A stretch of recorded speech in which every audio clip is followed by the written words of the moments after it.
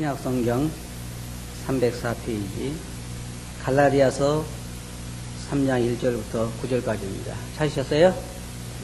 그럼 다 같이 한번 우리 읽어보겠습니다. 시작.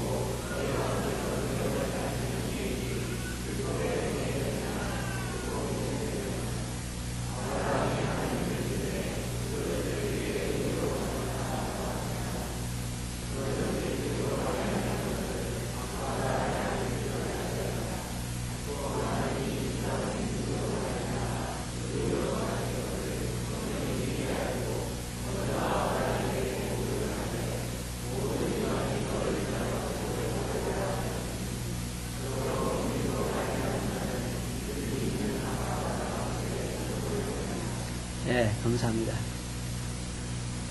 지금은 여러 가지로 참 혼란스러운 그런 혼란의 시대입니다.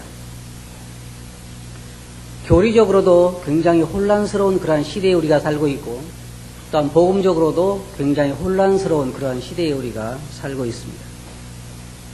맨 처음에 하나님께서 아담과 하와를 창조하셨을 때에 그때부터 사단은 아담과 하와의 삶에 관여하기 시작했고, 예수님께서 이 땅에 오셨을 때에 예수님의 사역에도 처음부터 사단이 방해하기 시작했고, 교회가 처음으로 탄생됐을 때도 거기에 곧바로 항상 사단은 그 곳마다 쫓아다니면서 항상 가라지를 심어왔습니다. 여기 우리가 읽어본 이 갈라디아 교회를 보면, 갈라디아 지역에 사도 바울이 가서 복음을 전해서 사람들이 예수님 믿고 복음을 잘 순종하고 있었는데, 또 역시 그곳에 거짓 교사들이 내려가서 그 순수하게 들은 복음을 혼잡하게 해서 그들로 하여금 참다운 진리를 떠나도록 만들었던 것입니다. 그래서 그는 여기서 말하기를, 어리석도다 갈라디아 사람들아, 예수 그리스도께서 십자가에 못 박히신 것이 너희 눈앞에 밝히 보이거늘 누가 너희를 꾀더냐. 지금 우리 성도님들께서 참 신앙을 지키기가 힘든 세상이에요. 그래서 그리스도 안에서 어렸을 때부터, 다시 말해서 주님을 믿고 나서부터 체계적으로 하나님의 말씀에 따라서, 진리에 따라서 체계적으로 잘 양육을 받아서 교리적으로나 삶적으로나 확고하게 서 있지 못한 사람들은 이 말세에 자기의 신앙을 지키기가 굉장히 어려운 때가 되고 있습니다. 그래서 믿음이 약한 자들이 쉽게 잘못된 그러한 가르침이나 잘못된 교리나 그런 삶에 휩쓸리기가 쉽습니다. 여러분도 아마 많이 보셨을 거예요.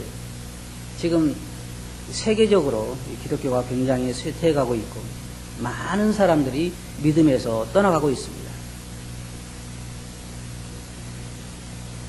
지금도 한국의 교회들을 보면 많은 사람들이 그 믿음 지키기가 상당히 어려운 그러한 모습들을 우리가 그 삶에서 볼 수가 있는데, 오늘 제가 이 말씀을 여러분들에게 드리고자 하는 것은 여러분도 이 신앙 안에, 복음 안에 굳게 서는 그러한 시간이 됐으면 하는 마음에서 이 말씀을 준비했습니다. 오늘 저는 이 복음에 대한 혼란이라고 하는 주제를 가지고 여러분들에게 말씀을 드리기 원합니다. 사단이 예수님께서 그 비유에서 말씀하신 것처럼 복음을 심었을 때에, 다시 말해 곡식의 씨앗을 심었을 때에 거기에 가라지가 또 뿌려져서 그곳에서 가라지가 자랐다고 하는 비유의 말씀을 주님께서 하셨습니다. 이 복음이라고 하는 것은 여러분 잘 아신 것처럼 복된 소식이라고 하는 말입니다. 우리나라는 이제 이 한문을 써서 그렇게 된 것 같아요. 사실은 좋은 소식이다, 기쁜 소식이다, 그렇게 말하면 더 여러분이 이해가 쉬울 것입니다. 무엇이 그렇게 기쁜 소식이냐? 한번 생각해 보세요. 여러분 삶에 있어서 가장 기쁜 소식 뭐 같아요? 복권 당첨? 그건 아니죠. 여기서 그렇게 이야기하시는 분 안 계시겠죠. 나가면서는 몰라도 여기서는 아마 이 안에서는 그런 얘기 안 하실 거예요. 그런데 세상에서 가장 복된 소식이 뭐냐면 죄인이 용서받지 못한 죄를 용서받고 영원한 생명을 얻어서 하나님과 더불어 영원히 살 수 있다고 하는 소식처럼 더 즐거운 소식, 더 복된 소식은 없는 것입니다. 그래서 여기에 이 복음이란 말은 단순히 그냥 복된 소식이라고 한 말이에요. 사도 바울은 고린도전서 15장 2절부터 4절까지 보면 거기에서 그렇게 이야기했습니다. 너희가 만일 나의 전한 그 말을 굳게 지키고 헛되이 믿지 아니하였으면 이로 말미암아 구원을 얻으리라. 내가 받은 것을 먼저 너희에게 전하노니 이는 성경대로 그리스도께서 우리 죄를 위하여 죽으시고 장사지는 바 되었다가 성경대로 사흘 만에 다시 살아나셨다. 이게 복된 소식입니다. 그리고 그것을 누구든지 믿는 사람은 영원히 멸망치 않고 영원한 생명을 얻는다는 것. 이것이 성경에서 말하는 복된 소식이에요. 그런데 이것이 시간이 가면서 세상이 약해지면서 또 사단의 그 역사로 말미암아 이 복음을 항상 사단은 변형시키려고 부패시키기 위해서 사단은 굉장한 노력을 하고 있습니다. 우리는 우리 주위에서 이와 같이 복음이 변질되어 가지고 사람들의 믿음을 혼란하게 하고 사람들을 잘못된 대로 이끌어가는 그런 사람들을 우리는 많이 보게 됩니다.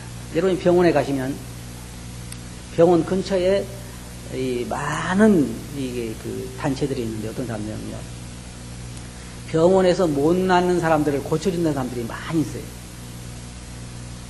그래가지고 은근히 이 사람들은요, 간판 걸고 하는 사람들이 아니라 은근히 접촉해가지고 아이고 그런 데는요 제가 약을 알고 있어요. 그래가지고 사람들이 모든 재산을 거기에 투자하게 만드는 그런 잘못된 사람들이 참 많이 있습니다. 여러분 뻐꾸기라고 아시죠? 뻐꾸기는 자기가 둥지를 짓고 거기다 자기가 알을 낳아서 자기가 품어서 새끼를 이게 부화시키는 게 아니라 다른 새가 알을 낳는 곳에 자기 알을 낳아놓고 그냥 가버려요.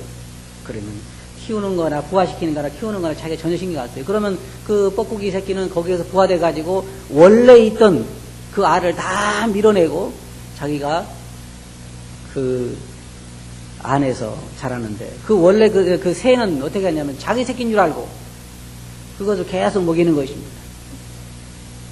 이와 같이 복음도 사단이 복음을 잘못 흐려놓으면은 많은 사람들이 지옥으로 갈 수가 있어요. 그래서 이 순수한 복음에 많은 잘못된 것을 더해서 사람들을 지옥으로 데려가고 있습니다. 복음은 아주 단순한 것인데 거기에 오늘날 많은 사람들이 복음을 혼잡하게 만들고 있어요. 이게 갈라디아 교회 문제를 보면 바울은 그들에게 은혜의 복음을 전했습니다. 누구든지 예수 그리스도의 십자가의 대속을 믿고 의지하는 사람은 구원을 받는다고 하는 그러한 복음을, 은혜의 복음을 전했는데 사단이 거기에 그만두지 않았습니다. 항상 거기에는 거짓 교사들이 나타나가지고 그들에게는 율법도 지켜야 구원을 받을 수 있다, 그렇게 이야기를 했습니다. 구약의 율법을 지켜야 한다고 하는 이 유대인들의 주장이 복음이 사도 바울이 가서 복음을 전하는 곳마다 항상 그 거짓 교사들이 따라가서 그곳에서 함께 가라지를 심은 것입니다. 어떻게 사람이 그냥 은혜로 구원을 받을 수가 있느냐? 율법을 지켜야 된다. 그것이 사람들의 마음에는 통해요. 복음에 있어서 제일 어려운 것이 그냥 은혜로 믿기만 하면 구원받는다는 것이 참 어려운 것입니다. 사람들에게 뭐가 필요하냐면 뭔가 하라고 하는 거예요. 왜냐하면 생각해 보세요. 여러분이 어릴 때부터 그냥 받은 게 있었어요? 하나도 없어요. 여러분이 이 가게에 가면 꼭 뭔가 줘야 물건을 주지요. 돈을 줘야 돼요. 항상 사람은 뭔가 지불해야 대가를 그 뭔가 받아요. 그렇기 때문에 그냥 준다고 하는 것은 사람들 세계에서는 잘 이해할 수 없는 일입니다. 그래서 사단은 항상 사람들의 마음을 이용해서 우리가 구원을 받기는 받지만 그러나 거기에 무언가를 더해야 한다고 하는 것입니다. 그것이 이 사단이 사람들을 속이는 방법 중에 하나인데, 유대인들에게는 평생 동안 율법에서 벗어나지 못했기 때문에 그들에게는 사단이 뭘 사용했냐면은 율법도 지켜야 한다는 거예요. 할례도 받아야 된다. 그래야 구원을 받는다. 그렇게 이야기하는 것입니다. 그게 사도 바울이 어리석도다 갈라디아 사람들아, 예수 그리스도 십자가에 못 박힌 것이 분명히 보이는데 누가 너희를 꾀더냐, 그렇게 이야기하는 것입니다. 그래서 사도 바울은 그들에게 잘못됐다고 이야기하는 것입니다. 여기 보면 사도 바울은 다른 복음은 없나니 다만 어떤 사람들이 너희를 요란케 하여 그리스도의 복음을 병케하려 함이라. 그러나 우리 중에라든지 또 혹은 천사들이 와서 전한다 할지라도 우리가 전한 복음 외에 다른 걸 전하면 그는 저주를 받을지라고 이야기하고 있습니다. 왜냐하면 이것은 굉장히 중요한 것입니다. 저는 이 사도 바울의 말에 대해서 상당히 제 마음속에 이 말씀 준비하면서 깊이 생각해 봤는데, 사도 바울은 고린도 지역에 갔을 때 자기가 심히 두렵고 떨었다 그랬어요. 왜냐하면 자기가 전하는 말에 사람들이 믿음을 둘까 봐서 그는 떨었다 그랬어요. 내가 그래서 십자가 외에는 알지 않기로 작정했다고 말하면서 예수 그리스도의 십자가만 전했다고 그랬습니다. 왜냐하면 사람들은 때때로 사람들의 말에 많이 의지를 해요. 그래서 저도 이 말씀을 전하면서 참 기도하면서 두렵고 떨림이 있는 게 뭐냐면, 혹시 여러분들의 믿음이 제가 전한 말에 있을까 두렵다, 그 말입니다. 그것은 하나도 중요한 게 아니에요. 여러분의 믿음은 하나님의 말씀과 약속 위에 있어야 하는 것입니다.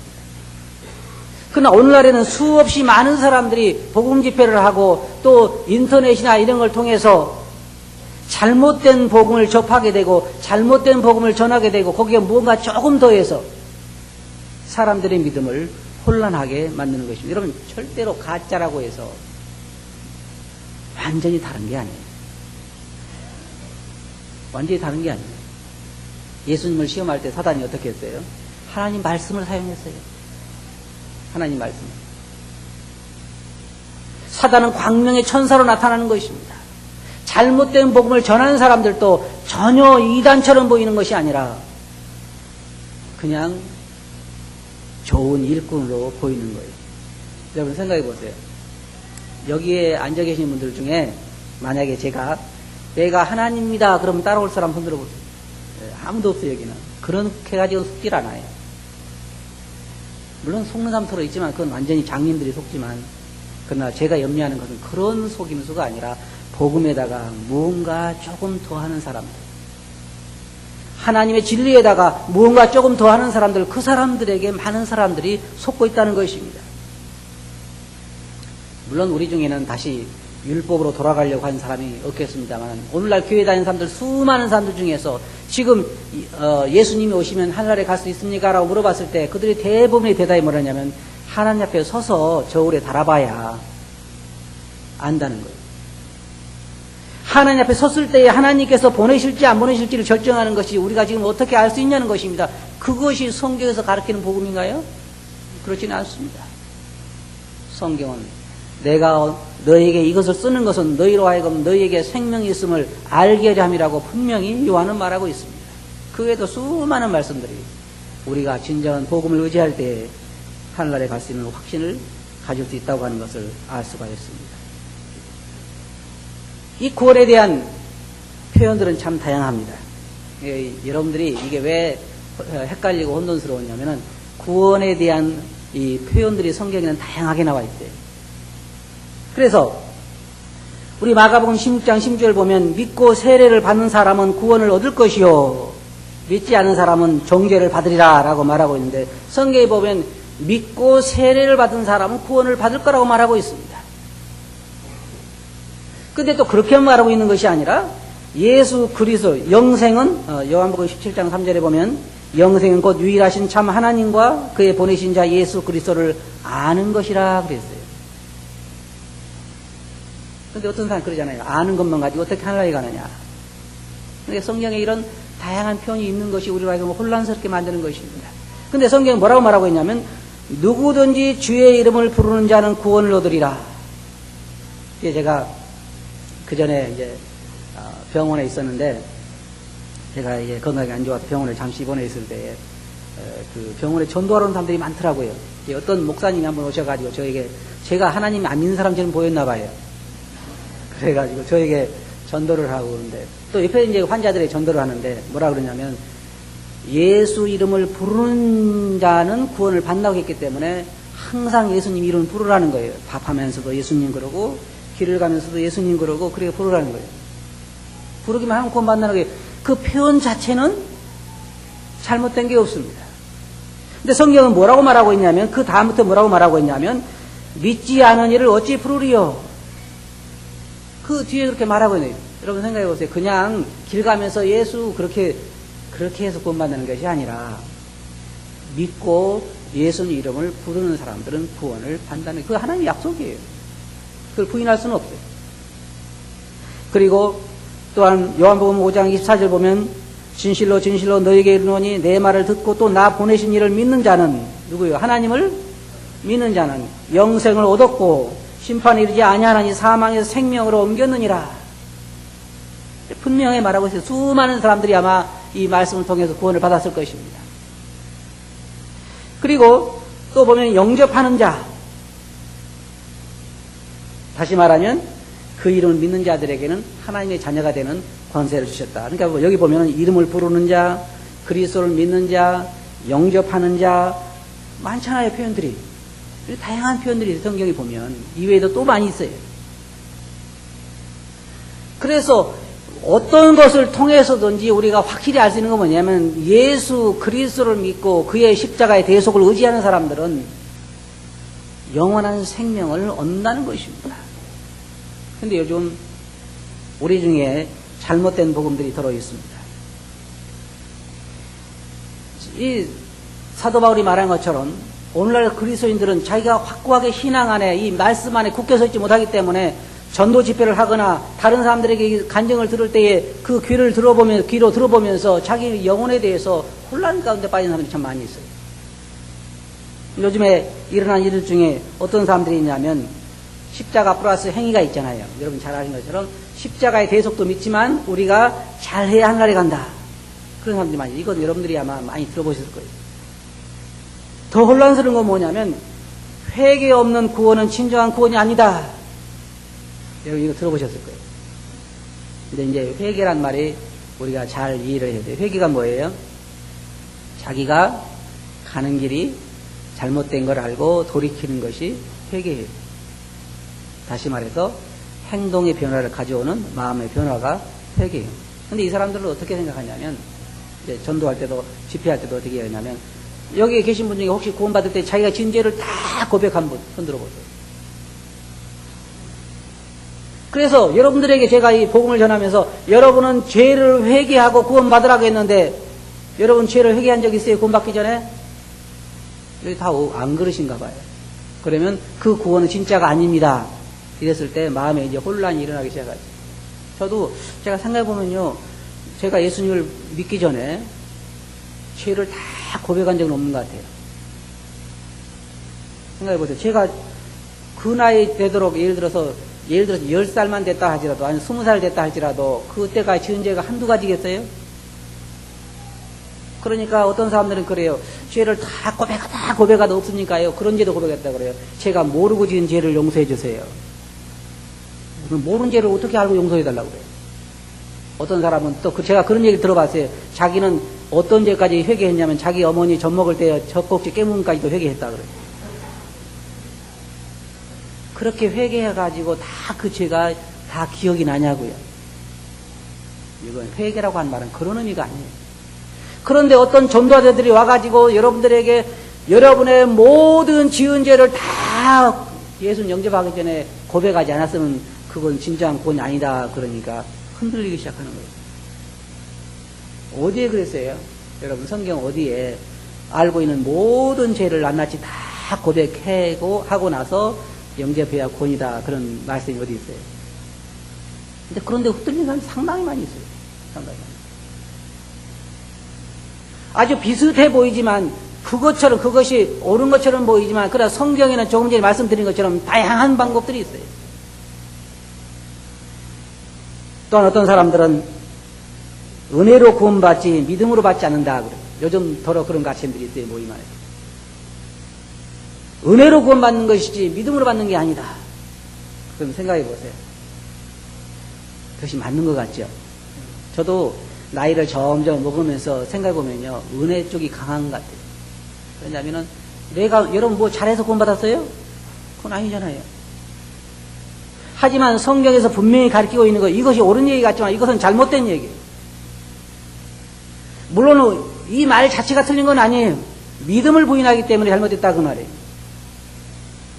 우리는 은혜로 구원받는 건 맞습니다. 그러나 은혜로 구원받는 것이지 믿음으로 받는 건 아니다고 말할 때 그것은 성경이 가르친 거 잘못된 거예요. 성경에 보면 분명히 나와 있습니다. 성경에는 두 가지가 나와 있다. 하나는 뭐가 나와 있냐면은 우리가 하나님의 은혜로 예정되어 있다 하는 게 나와 있어요. 예정되어 있다.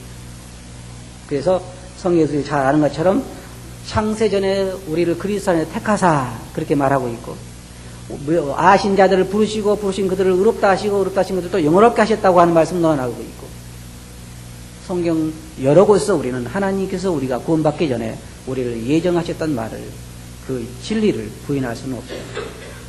근데 그것만 있는 게 아니에요. 또 반대편에 인간의 자유의지를 말하는 말씀들이 많습니다. 성경에 얼마나 많이 있습니까? 이스라엘 백성들에게 하나님께서 내가 너희에게 무엇을 더해야 되겠느냐? 내가 무엇을 더하랴? 어찌하여 너희가 나를 그렇게 버리고 가느냐? 다 사람들이 하나님을 버린 것입니다. 아담과 하와를 하나님께서 예정하지 않아서 아담과 하와가 하나님을 버렸던가요? 그렇지 않습니다. 그들에게 주어진 자유의지. 하나님은 분명하게 그들에게 선악과를 먹으면 죽는다고 말씀하셨지만 아담과 하와가 사단을 쫓아간 거예요. 그들의 의지로 한 것입니다. 성경에는 누구든지 예수 그리스도를 믿으면 구원받는다는 말씀이 참 많습니다. 여기에 보면 은혜로 구원받고 믿음으로 받지 않는다라고 말하고 있는데 그것은 조금 후에 더 자세하게 말씀을 드리겠습니다. 또 어떤 사람들은 전도 집회를 할 때 주님을 영접한 적이 없으면 구원이 아니다라고 이야기합니다. 여기에 구원받고 침례 받은 분 중에서 예수 믿기 전에 무릎 꿇고 예수님 제 안에 들어오세요라고 그런 분도 계시겠지만 그렇게 안 한 분도 계시죠? 안 그래요? 다 그렇게 하셨나요? 저만 안 그런 것 같아요. 그럼 저는 예수님 믿고 구원을 받았지만 모든 죄를 용서받고 예수님을 물론 나의 구주로 영접을 했지만 그러나 그때 당시에 제가 무릎 꿇고 주님 내 안에 들어오세요라고 기도한 적은 없는 것 같아요. 근데 사람들 중에 그렇게 전도하면요 이제 마음이 움직이기 시작하죠. 왜? 내 복음에 내가 받은 구원의 기초가 확실하지 않으니까 그런 얘기를 강하게 듣고 성경에 분명히 그리고 말씀도 다른 말씀 안 읽어요. 영접하는 자 그 말씀만 읽고 그러니까 혼란이 오기 시작하는 거죠. 아 나는 영접한 적이 없구나. 그래서 어떤 복음 전도자는요 교회 전도 집회를 다니는데 성도들이 구원을 많이 받는다네요. 생각해 보세요. 왜 성도들이 구원을 많이 받죠? 이렇게 이야기하니까 자기 가만히 생각해 보니까 자기는 영접한 적이 없는 것 같아. 예수님을 믿고 구원은 받고 죄 용서를 감사를 하지만은 가만히 생각해 보니까 영접한 적은 없는 것 같단 말이야. 내 안에 들어오세요라고 한 적은 없는 것 같아. 그렇게 한 적이 없으면 가짜라는 거예요 다. 그러니까 어때요? 다시 회개하고 구원 받아야지. 그러니까 집에 가가지고 무릎 꿇고 주님 제 안에 다시 들어오세요. 옛날에 들어왔는데 또 다시 들어와. 어떻게 들어와? 그런 건 아니에요. 지금 이러한 일에 상당히 혼란스러운 그러한 일들이 많이 있다는 것입니다. 그리고 조금 전에 말씀드린 것처럼 예정론의 구원 이런 것들이 잘 많이 있는 것입니다. 제가 이제 구원의 절차에 대해 조금 말씀드리고 싶습니다. 여기 성경에 에베소 2장 8, 9절 보면 그랬잖아요. 너희가 그 은혜를 인하여 그 다음에 뭐가 나와요? 믿음으로 말미암아 구원을 얻었나니. 항상 이것은 성경에서 우리에게 지켜지고 있는 절차예요. 무엇 때문에 우리가 믿게 되느냐? 은혜 때문에 믿게 됐다 그 말이에요. 은혜가 없으면 아무도 하나님 앞에 나올 수가 없어요. 하나님께서 우리를 사랑하시고 예수 그리스도를 제물로 준비하시고 예수 그리스도 십자가에 돌아가셔서 우리에게 구원의 길을 마련하시고 우리에게 그 빛을 비추시고 예수 그리스도를 나타내시지 않았다고 하면 우리는 절대로 그를 믿을 수 없었을 것입니다. 성경에 보면 조금 전에 말씀드린 것처럼 우리는 두 가지 면을 보게 돼요. 하나는 하나님의 예정을 보게 되지만 다른 한편으로는 우리가 하나님의 예정뿐만 아니라 우리의 자유의지를 사용해서 주를 받아들여야 한다고 하는 것이 나오고 있는 것입니다. 마태복음 11장 28절에 보면 수고하고 무거운 짐진 자들아 다 내게로 오라 내가 너희를 쉬게 하리라. 다 오라고 말씀하시고 요한복음 7장 37절 보면은 거기에 예수께서 명절 끝날에 외쳐 가라사대 누구든지 목마르거든 내게로 와서 마시라. 누가복음 13장 34절 뭐라 했습니까? 예루살렘아 예루살렘아 선지자들을 죽이고 내게 파송된 자들 돌로 치는 자여 암탉이 제 새끼를 날개 아래 모른 것 같이 내가 너희 자녀를 모리한 것이 일이 몇 번이냐. 그러나 너희가 원하지 아니하리라. 누가 원하지 않았다고요? 너희가 원하지 아니하리라. 성경에는 여러 가지 우리들에게 이와 같이 말하고 있습니다. 그래서 우리가 그 은혜를 인하여 하나님께서 은혜를 베푸시기 때문에 하나님께서 은혜를 베풀지 않으면 예수 그리스도를 믿을 수 있는 사람은 한 사람도 없습니다. 아무도 없어요. 그러나 문제는 그 모든 사람, 하나님 그랬잖아요. 하나님은 모든 사람이 구원을 받으며 진리를 아는 데 이르기를 원하시느니라. 그러나 모든 사람들에게 햇빛이 비치고 빛이 비친다 할지라도 그 빛을 받는 사람들은 다양한 것입니다. 그것을 말하는 것입니다. 그래서 그 은혜를 인하여 믿음으로 말미암아 구원을 받게 된 것입니다. 성령님의 도우심으로 죄를 깨닫게 되고 눈을 뜨게 되고 그래서 예수 그리스도를 우리가 믿게 되는 거예요. 히브리서 4장 1절을 한번 보시기 바랍니다. 성경 한번 펴보세요. 히브리서 4장 1절부터 3절까지.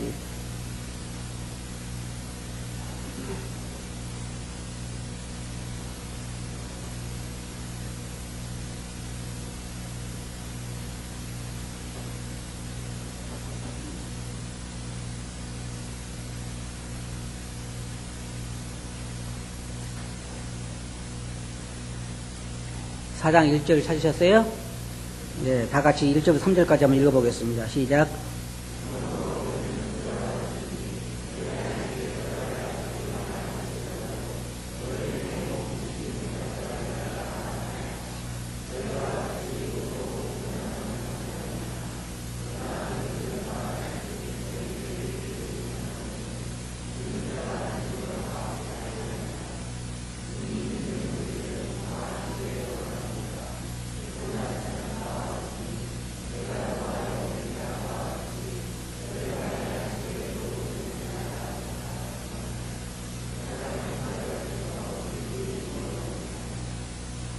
여기 보면 뭐라고 말하고 있어요? 저희도 우리와 같이 복음 전함을 받은 자이나.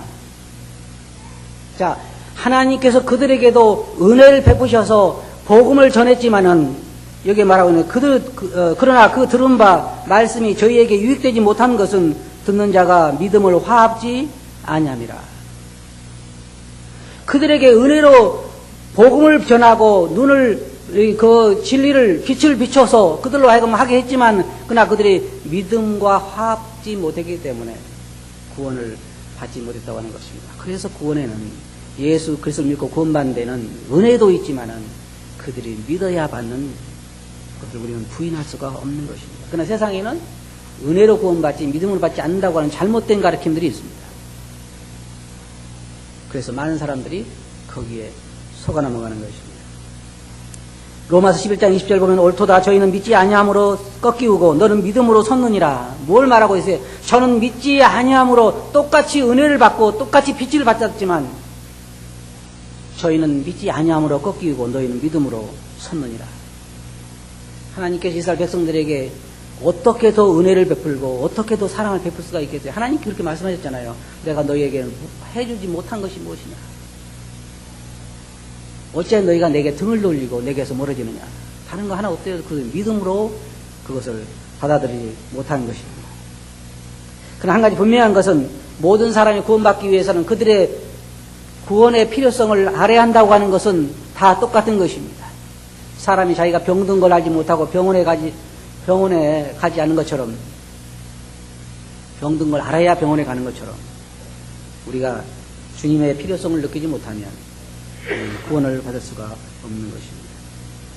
그리고 우리가 예수 그리스도에게 나와서 그가 베푸신 그 은혜 가운데서 그분의 그 복음을 믿어야 예수 그리스도를 우리가 믿어야 영원한 생명을 얻을 수 있다고 하는 것을 부인할 수가 없습니다. 여러분 성경에 다양한 구원의 방법이 있다는 걸 잊지 마시기 바랍니다. 어떤 사람이 와서 한 가지만 이야기한다고 해서 그것과 다 맞춰서 사람들은 이상해요. 꼭 자기가 구원받은 방법으로만 구원받은 사람들을 인정하려고 하는 습성이 있어요. 그러나 구원받은 방법은 다 다양합니다. 여러분 조지 커팅이라는 분 아시죠? 구원의 완전 확신 기쁨이라고 하는 책을 쓴 그 조지 커팅이라고 하는 분이 하신 얘기인데 참 재미있는 이야기가 있어요. 이분이 어느 날 영국의 그 길거리를 가다가 그냥 이상하게 요한복음 그 1장 29절 보라 세상 죄를 제거하는 하나님 어린 양이로다라는 그 소리를 외치고 싶었어요. 그냥 길을 가다가 우연히. 그래서 좀 그 생각해 보세요. 점잖은 분이 그냥 이게 동네를 지나가면서 그 소리 하기가 쉽지 않잖아요. 그래서 이상하게 마음에 진이 있어가지고 가다 요한복음 1장 29절을 크게 외쳤어요. 보라 세상 죄를 지고는 하나님 어린 양이로다. 그렇게 외쳤는데 또 한 번 외치고 싶은 거예요. 갑자기. 그게 또 한 번 외쳤어요. 그리고 그냥 지나가고 이제 잊어버리는데 어느 날 이제 그 동네를 다니면서 전도를 하는데 한 어떤 여인이 저는 예수님 믿게 됐어요. 그래서 이야기해도 어떻게 믿게 됐냐 그러니까 어느 날 자기가 자기 죄 때문에 심히 고민을 하고 하나님 만일 당신이 계시면은 하나님의 음성을 듣게 해주세요 그러는데 어디서 요한복음 1장 29절이 들리라는 거예요. 보라 세상 죄를 지고는 하나님 어린 양이로다 소리가 들려서 깜짝 놀래가지고 이게 하나님 음성이면 다시 한번 듣게 해주세요 그랬대요. 그러니까 또 들리는 거예요. 그래서 예수를 믿게 됐노라 하고. 이 사람 회개했어요 안 했어요? 언제 다 죄를 낱낱이 지금 고백하고 있는 건 아니죠.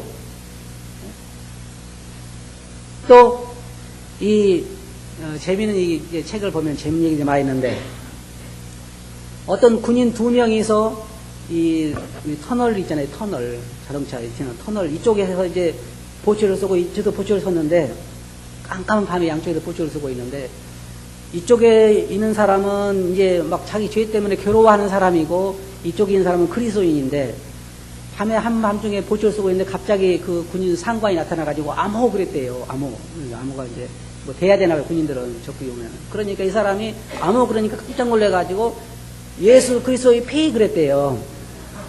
왜냐면 이 사람은 원래 암호가 그게 아닌데 자기 예수 믿고 있는 그때 그걸 생각하고 있었는데 갑자기 나온다는 게 그냥 예수 그리스도의 피 그랬단 말이에요. 근데 이쪽 터널 끝에서는 지금 자기 죄 때문에 고민하고 있는데 갑자기 어디서 예수 그리스도의 피가 들린단 말이에요. 아 그렇구나. 예수님의 피가 바로 나의 죄를 사했구나 하는 걸 깨달은 거예요. 그래서 구원받았다는 거예요. 그런 희한한 방법도 있잖아요. 그죠? 또 어떤 사람은 이 스코틀랜드에 맥케이라고 하는 의사가 있는데 그 사람은 자기 집을 떠날 때 자기 어머니가 성경책 하나를 선물하면서 거기다가 자기 이름하고 자기 어머니 이름하고 그 다음에 거기다가 성경 구절 하나 적어줬대요. 그런데 와서 방탕한 생활을 하면서 술 먹으면서 전당포에다 그걸 잡힌 거예요. 성경책을. 그래가지고 방탕 생활 하다가 나중에 회개하고 이제 공부를 열심히 해서 의사가 됐는데 그때 예수 믿는 게 아니고 의사가 됐는데 어느 날 자기가 치료하는 큰 병원의 원장이 됐는데 자기가 치료하는 환자 중에 하나가 너무 얼굴이 평온하다는 거예요. 자기 얼굴. 그래서 그 환자가 물어보는 거예요. 의사 선생님 제가 얼마나 살겠습니까? 솔직하게 이야기해 주세요. 그러니 의사가 이야기했대요. 당신은 3시간 정도밖에 시간이 안 남았다. 그러니까 그래도 저는 괜찮습니다. 저는 평안하게 하늘나라에 갈 수 있는 소망이 있어서 참 저는 괜찮습니다. 그 대신 제가 한 가지 부탁했는데 들어주시겠습니까? 뭐냐니까 저희 집에 있는 책을 꼭 저에게 갖다 주십시오. 그래서 이제 그 의사는 이제 딴 데 그 회진 돈을 하고 딴 데 가고 이제 간호원이 딴 사람 시켜서 그 책을 갖다가 줬는데 나중에 이제 의사가 이 맥키라는 사람이 궁금해가지고 그 환자에게 그 간호원에게 물어봤어요. 그 환자가 죽었느냐 그러니까 갔다고 그러니까 이제 자기가 하도 그 편하게 있는 그 환자를 보면서 인상이 깊어서 그 책이 무슨 책이냐 그랬더니 성경책이라고 해서 가다 보니까 책을 딱 열어보니까 거기에 자기 이름하고 자기 어머니 이름하고 그 다음에 성경 말씀이 적어 있더라는 거예요. 그래서 이 맥케이 의사가 그 성경책을 들고, 누구 책이에요? 예, 자기가 전당포에 잡힌 성경책. 그래서 그 책을 가지고 자기 사무실에 가서 무릎 꿇고 회개하고 예수 그리스도를 영접했다는 거예요. 참 놀랍잖아요. 또 어떤 사람은 자기 어머니가 자기 집을 떠날 때 그런 이 성경책을 주면서 성경책에 너희는 먼저 그의 나라와 그의 의를 구하라 라고 하는 말씀을 적어주면서 너는 먼저 그의 나라와 그의 의를 구해라 그렇게 부탁을 했대요. 그런데 나와서는 예수님 안 믿고 이제 있다가 어떤 가까운 교회에 갔는데 그날 가니까 그 목사님이 그 말씀 가지고 설교를 하는 거예요. 너희는 먼저 그의 나라와 그의 의를 구하라. 참 희한하다. 우리 어머니가 그 말씀을 주셨는데. 그리고 또 이제 사업자 딴 데 가서 또 딴 교회 가는데 거기 목사님도 그 말씀 가지고 말씀을 전하다는 거예요. 또 너희는 먼저 그의 나라와 그의 의를 구하라. 그래가지고 사업하느라고 바빠지는 거 아닙니까? 수년을 살다가 나중에 거기 D.L. 무디 그분 나가는 교회에 나가지고 말씀 듣는데 D.L. 무디 그분이 전하는 말씀이 바로 그 말씀이더래요. 그날따라 설교 주제가 또 뭐냐면 너희는 먼저 그의 나라와 그의 의를 구하라. 그래서 그 앞에 가서 무릎 꿇고 회개하고 해서 믿었노라고 하는 그런 간증을 저는 읽어봤어요. 하나님께서 구원하시는 방법은 다양합니다. 여러 환경 가운데서 그러나 한 가지 확실한 것은 누구든지 예수 그리스도를 믿어야 한다는 거예요. 그의 대속을 믿어야 한다는 것입니다. 그러나 오늘날에는 잘못된 복음과 잘못된 교사들이 수없이 많이 일어나서 이 복음을 잘못 변질시켜서 사람들로 하여금 예수 그리스도를 믿지 못하도록 만들고 있습니다. 지금은 혼란스러운 시대입니다. 여러분이 정신 차리지 않으면 여러분도 잘못된 복음, 잘못된 가르침, 잘못된 진리에 쉽게 휩쓸릴 수가 있어요. 꼭 뒤에서 맴도는 사람들이 그 대상이에요. 동물의 왕국 보면 꼭 뒤에서 맴도는 짐승들이 사자밥이 되더라고요. 여러분 조심하세요. 항상 중심으로 들어가세요. 어디 들어가라고요? 중심으로 들어가요. 가에서 맴돌지 말고 항상 교회 일에 중심에 서서 여러분 자신을 지켜야 돼요. 그렇지 않으면 복음적인 문제에 있어서 진리적인 문제에 있어서 쉽게 여러분 사단의 희생물이 될 것입니다. 무슨 말인지 아시겠어요? 네, 기도하겠습니다. 거룩하신 아버지 하나님, 지금은 참으로 복음이 변질되어 가고 있고 그 진정한 복음을 듣고 예수님께 나오기가 힘든 세상이고 진리가 변질되어 있어서 참다운 진리 가운데서 자기 신앙 지키기가 힘든 세상에 저희들이 살고 있습니다. 저희 모두를 진리 가운데 보호해 주시고 아버님 말씀으로 저희들을 지켜 주시옵소서. 저희 가운데 한 사람도 낙오자가 되지 않도록 주께서 은혜를 베풀어 주시고 나옵고 예수 이름으로 앞에 감사하며 기도하옵나이다. 아멘.